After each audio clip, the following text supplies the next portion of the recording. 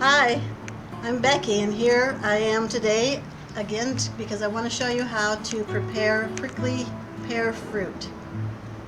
And we have a bunch of prickly pear fruit that we picked from a good friend's house up in North Scottsdale. And it's just really neat to me to think that even in these really hot days, God still provides us with a tasty, fresh fruit that's got a lot of immune boosting properties. It could be possibly antiviral, antibacterial. It's got all kinds of great things about it. So the prickly pear fruit has antioxidants. So there's a couple of ways that you can go about doing this process. This is the way I like to do it. First of all, never touch a prickly pear with your bare hand without knowing what you're doing, because these prickly pears have what's called glow kits on them, and a lot of them have actual like long stickers. You see the little brown spots on there? Those aren't just spots, they're actually tiny little stickers. And if you get those in your hands, they really do hurt. And they could get stuck in your skin, and if you don't take care of it, you could get an infection. But other than that, you'll be fine.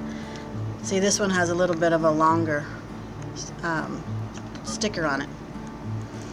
So there's a couple ways to do it. Like I said, you can get a Brillo pad type thing and scrub the glow kids off with your hands, or you could put it on like a gas stove. If you have a flame, you could burn them off.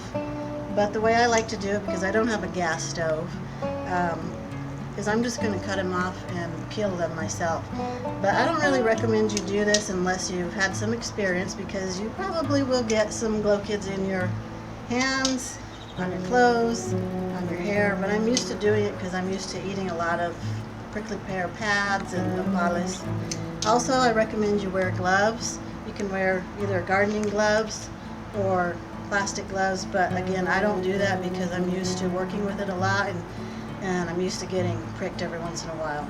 And when I do, I always put a mixture of some clove essential oil and almond oil, just to make sure that the little glow kid is removed. So I'm going to start out here. So we're going to go ahead and get started, and always use your tongs. And first what I do is I cut off the top part, and then I put the scraps in a different bowl, and the bottom part, and then you can just slice it in half if you want. You see all those seeds in there? So when you go to eat it, you don't eat the seeds, you just eat the pulp around it. Now you can take your knife. Of course, if you have gloves and you're using gloves, that's great. I just peel it like that, and the skin just usually comes off. If they're ripe, the skin will come off pretty easily. And if they're not, you might have a little more of a hard time, and then you actually might need to use the flame to burn off the glow kids. But these are pulling off pretty nice.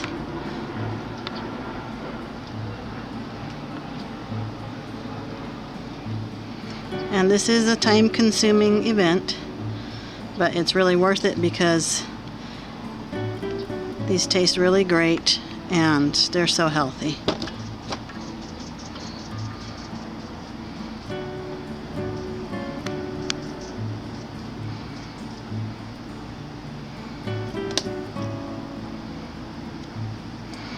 And if you wanted to, you could even try just pulling it with your hands. With the bigger ones, it's easier to do that.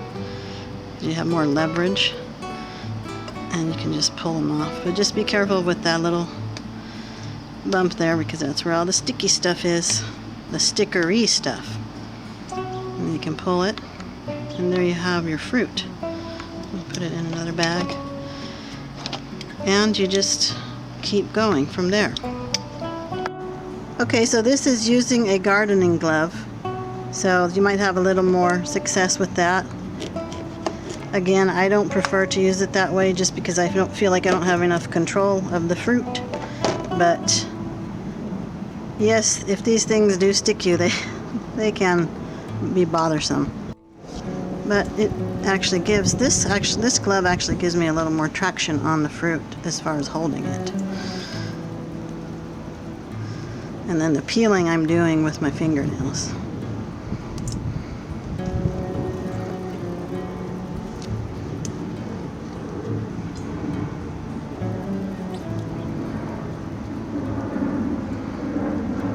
Just make sure you get everything off, and of course you'll re-rinse them again after you're done.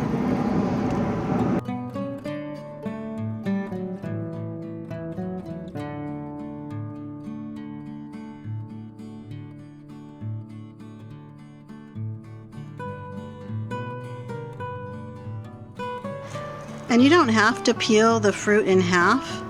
You can just keep the fruit whole, and then just peel it as the whole fruit. You don't have to cut it in half first. And I think it's actually easier to do it that way. That way you have more to grab onto.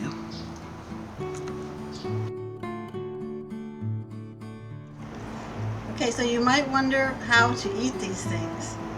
Actually, you can just bite into them and chew the pulp that's around the seeds. Just kind of gently chew it.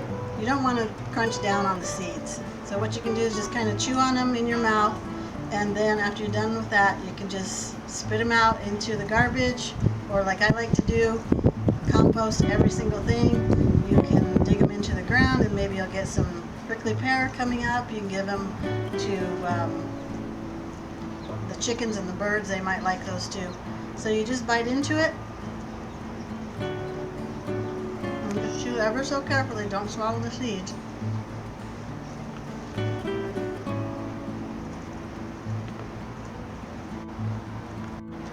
And the other way to consume these is you can put them through, if you have a special juicer that will handle the seeds, you can make juice out of it. And then you can add the juice to smoothies. You can just drink it plain. You can add a little bit of raw honey or stevia, whatever you like to use as a sweetener. And I'm sure you've heard about prickly pear jam. So there's all kinds of things that you can do with the juice, and it's really tasty. It's really refreshing. Inevitably, even if you have the glove on, which I did have on, you're probably going to get pricked by a little kid or two. So just be ready that when you're working with this stuff, you probably are going to get a little something here and there. So what I like to do is I use my clove oil and mix 1 drop with 1 drop of almond oil or olive oil, whatever carrier oil you like, and just put it on to wherever the area is. You can pick it out just with your nail, kind of just scrub it off like that, and then the clove oil actually helps to draw it out, and it's also antibacterial. So be ready for that. It's a lot of fun, but yeah, you're gonna get stuck a little bit here and there, most likely. Hopefully you won't, but you probably will.